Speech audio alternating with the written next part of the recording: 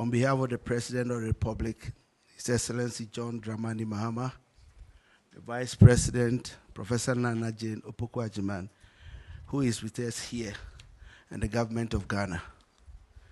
I have the unpleasant duty, sadly, to announce a national tragedy involving the crash of a military helicopter this morning around the Adansi area in Ashanti region.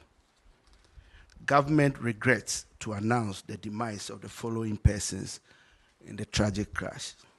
Dr. Edward Kofi Omane-Boamah, Minister for Defense. Alhaji Dr. Ibrahim Murtala Muhammad, MP, Minister for Environment, Science and Technology.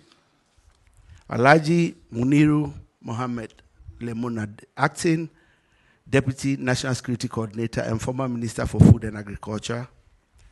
Dr. Samuel Sapon, Vice Chairman of the National Democratic Congress, and Mr. Samuel Abuaji, a former parliamentary candidate. Squadron Leader Peter Bafemi Anala, Flying Officer Manin Chum Ampedu, and Sergeant Ernest Ado Mensah.